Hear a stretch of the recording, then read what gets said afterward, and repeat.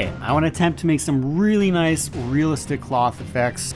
I've never done it before, and you're going to learn right here with me.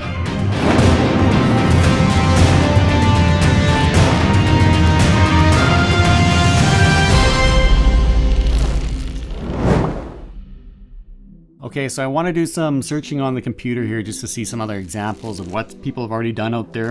Before doing any of that, I did make my own just using some Kleenex and some Mod Podge. So that's the little example I did here. Now let's look on the computer and see what other people have done and see if we can get kind of the best, get some other ideas put in there. In the midst of this, I'm actually in the process of making a massive 2 feet by 8 feet modular gaming board. This is a commission for somebody, but that's all I'm going to say about it. We'll do maybe a little sneak peek at the end there on that guy, but in the meantime, I want to make some tents and some cool cloth effects. So let's jump into the computer here, see what other people have done, and see what kind of ideas we can get for this. Okay, so first, let's go actually to YouTube. Oh, looks like Trent just put out a video. Trent from Miscast Terrain, if you don't know who he is, he makes awesome videos. They're really, really well done, really cinematic, very cool stuff. So go check out Trent from Miscast Terrain. Looks like he's working on his Nurgles here. So, awesome stuff. So let's search for D&D banner terrain. DM Scotty. Yeah, he looks like he's got some cool banners. Let's check his banners out there. If you don't know who DM Scotty is, he's been around for years and years, makes awesome D&D terrain. Let's see what he's got here. A piece of plain paper. I'm measuring out. I measured out. Okay, so he's using actual paper, it looks. All right, so there are his. So he did some paper ones. They look awesome. Again, go check out DM Scotty's channel, the DM's Craft. Very, very awesome, and he is a legend in the D&D community. We got Eric's Hobby Workshop. Okay, so here's his cloth effect. This is Eric's cloth effect. He looks to be using toilet paper. So he's mixing in glue and water, PVA glue and water, similar to what I'm going to be doing. Okay, so he's got a similar technique there. Very cool. Now let's Google some images here. Finding some good examples here. You know what we should do? We should go onto Facebook. Let's go onto Facebook. There's a Tabletop Crafters Guild. Whoa, what's that? Whoa, check that out. Crazy. Okay, I'm gonna give that a like. Actually, let's give that a heart. That is from Raymond Nix. Look at all that crazy terrain and that massive dragon there. Very cool setup. Super inspiring. Okay, I'm really not having much luck for cloth effects. I'm really liking the tissue paper. Comment down below who's got some really nice cloth effects. Help me figure that out, because I'm not having any luck here. There were some good examples on the YouTube space. I'm gonna go with the Kleenex, I think. So let's see what we can make with this Kleenex method and see if we can come up with something pretty convincing.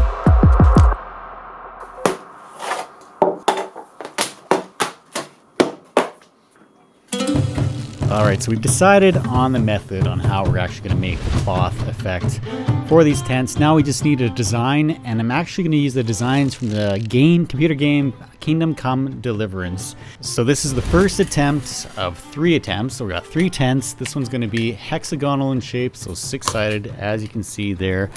So I've never done this technique before, and the goal is going to be to hopefully continue to improve with each tent as we go. So this one is basically the first test that we're doing. So really nervous about this, especially if we're getting all those folds and the wrinkles and just having that really nice heavy kind of cloth look, making it kind of look to scale and all that, and doing that properly. So expectations are pretty low on this tent, but the goal is with each new tent we'll build off from what we learned on the last one, hopefully learn some new tricks and techniques, and things just continue to get better. That's the goal anyway. Whether that happens or not is another story altogether. For the structure of the design itself, I just sort of winged it as I went. I wanted something that was really sturdy. We're not going to be seeing the inside of the tent at all. It's just going to be for exterior purposes only, obviously. So we're using some square dowel, as you can see there, and I'm gluing that on to give it that really nice firm structure and making the basic shape with the toothpicks. Alright guys, so before we continue, I just got to give a huge shout out to this video's sponsor, Easy Roller Dice. Now as you can see, they create anything and everything to do with dice. They make amazingly beautiful metal dice, giant dice as you can see here. And if you head over to their website, you'll see a vast assortment of resin dice, dice bags, dice cups, dice trays like these beautiful dice trays here. They're perfect for the metal dice. You're going to be denting up your table otherwise. So you're going to need a really nice dice tray. And that's what these things are here. They're made out of leather, faux leather, I'm not too sure, but they have really beautiful artwork that you can see on there. And the quality of these things is just on a whole another level. And if you head over there to easyrollerdice.com, they were nice enough to give my viewers, you guys, a special 20% off coupon. That's RTH20. Use that code and you'll get 20% off your order, which is absolutely huge. Treat yourself to a set of premium metal dice, giant dice, or any of the products that they have over there at easyrollerdice.com.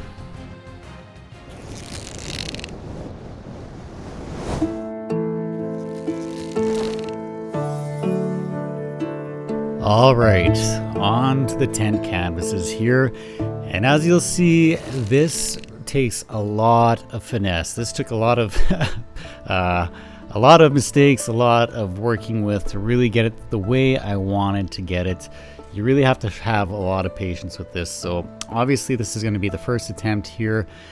And yeah, it's not looking very pretty. I'm at this point not even really overly concerned with getting that kind of really nice droopy cloth look. I'm just trying to get this thing on the tent structure and to have it stick or stay there. So that's kind of really all my concern is at this point. The big nice droopy folds and that detail, I'm still not even sure how exactly I'm going to be doing that. Right now I'm just trying to put it on there without wrecking the stuff. And that really was sort of all my concern with this tent at this stage. And now obviously these are military tents, so we gotta have some really nice flags in there too. And so you can really actually achieve some pretty nice blowing wind kind of cloth effect. I was pretty happy with how the flags actually turned out. But now, if I was to redesign this structure, you'll see later I kind of tweak it later on with the other tents, but I do want that overhang there to give some extra detail in the tents there. That kind of adds that extra character. And now here I was actually able to put some folds in along and get that really nice sort of cloth look. However, it's still sort of drooped inwards, kind of on the toothpick, and it made it kind of obvious that it was just sort of tissue paper drooped over a toothpick.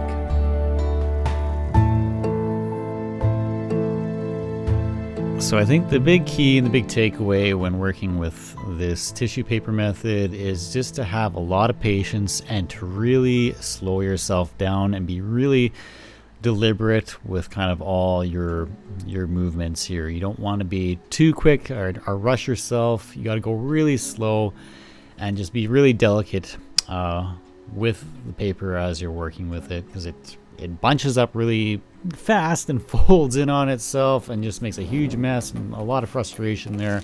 But we're learning. We're going to be moving on to tent number 2 now, and this is going to be the bigger structure. This is sort of basically 2 hexagonal tents cut in half and then spread apart to make this kind of wider tent. Now these are military tents, so this is sort of the big kind of a war room, I guess you'd say, or the war tent where the big generals and everybody come in and plan for the war with the big map laid out and all the little pieces laid out. This is what that tent is for. And as you can see, the structure here is actually structured to have it so that we can have those flaps kind of fold down, as you'll see in a bit. But right now I'm just covering up the base bottom here, and I am being a little bit more deliberate now, as you can see on the end with the flaps. We get some nice folds there. It is as if the canvas is stretched as it would be with some drooping in an actual tent. At the top you can see we used a rope across, which I thought added a bit more realism there too, and you get a lot of folds and a lot of wrinkles that way. And I was pretty really pleased with how that turned out. And yeah, this tent, it's definitely an improvement over the last. There's still some mistakes and things even in these curtains, I felt there's a bit more I could do with that, but in the end, pretty happy with the results.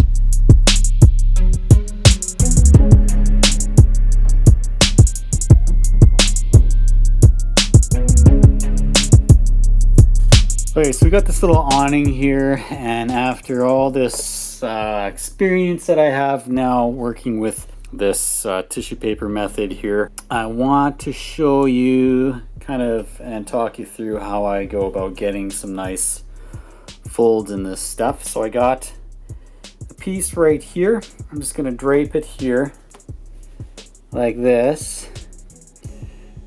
And let's see if I can get some fold. This looks a little thick, but these guys are going to fold over here, down that way. This is going to fold across at the front. That might be a little tough. We'll see.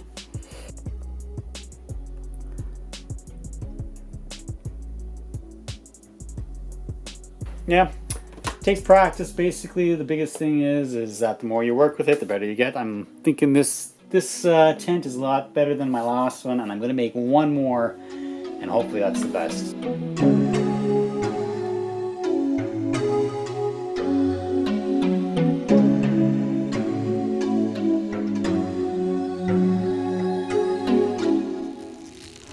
Alright, so we're on to tent 3 now. I feel my skill in putting on this canvas has improved quite a bit, so I'm not going to show you too much of that process. One thing I will note is that I did a double ply this time to make it look a little thicker.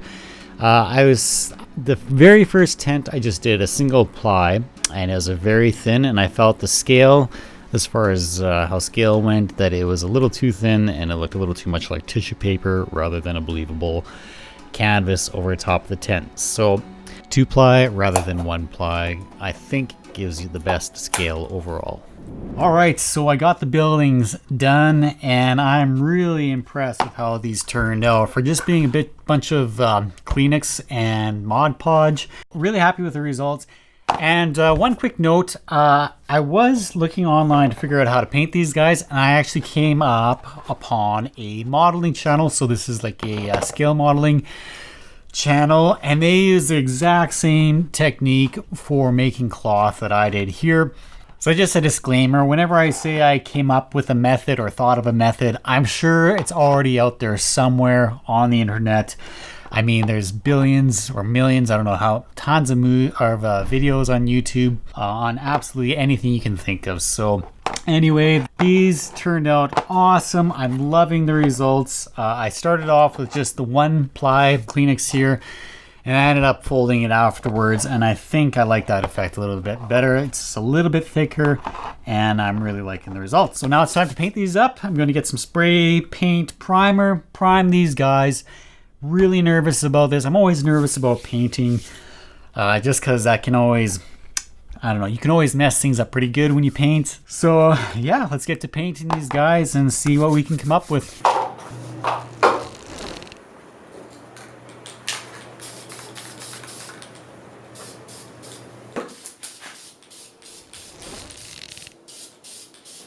Okay, so I've got these primed up, and that paint really brought out a lot of the errors or the little mistakes, the little flaws in here. So this is the first building I did using the light tissue paper, and this one has, I think, kind of the most errors. So it was first this one, then this one.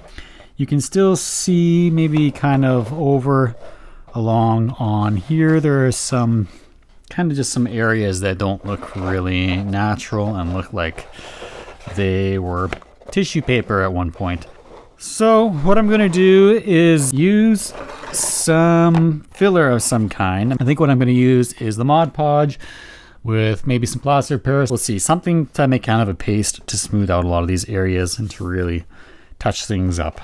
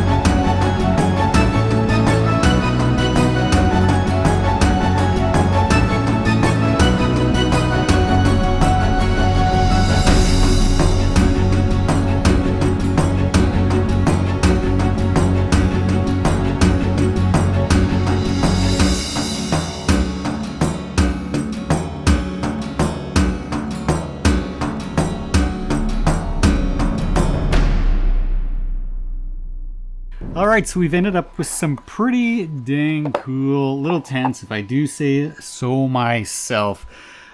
We basically started with this guy here, figured out our techniques on how exactly we're going to go about that. Using just the one-ply Kleenex on this guy, it was okay. Definitely was a learning process. You need a lot of finesse with this. We ended up moving up to this guy here, which I'm really quite happy with. And then this guy. I didn't show you too much of the process, seeing as you've seen the process on these other ones already, but we went with the thicker, the 2-ply on this guy, and as you can see, really happy with the folds along here. I'm really happy, and I feel it's really kind of a believable cloth look. And yeah, if you guys want to support the channel, you can head over to Patreon and become part of the group over there. And actually, you may have noticed a little kind of wizard guy running around here every now and then. That guy right there. Now, if you head over to Patreon, I'm going to be putting up a poll to name the little wizard guy. Flesh out his personality, figure out who he is a little bit more over there. And if you want to be a part of that, head over there onto the Patreon, and you'll also be supporting the channel. The little wizard guy in the videos, the more videos that come up, the more we can support him. And yeah, one more quick thing. Big thank you to everybody. You may have noticed since my last video, and it's been a while since the last one, by the way, but since the last video, my subscribers have skyrocketed, and I now have 100,000 subscribers. I've got my plaque here, which is crazy surreal. I'm still kind of in shock with the whole thing. This is a huge honor to be able to have this for you guys to come join on the channel, subscribe, and be a part of this. So big thanks to all of you guys. This is huge, and here's to many more subscribers. A long channel to come. This though, super inspiring. I have it hanging on my wall right there, and whenever I'm if anybody out there has tried YouTube, it's full of ups and downs. You get down on yourself every now and then, but looking over at this will be a big morale booster for me over there with all my accomplishments, my wizard tower and my Witcher diorama and other things over there. So yeah, all that to say, 100,000 subscribers is absolutely insane. I want to thank each and every one of you for helping me achieve this milestone, and here's to a huge future ahead of us for Real Terrain Hobbies. So yeah, so we got some awesome tents now, and let's get ready for the next one.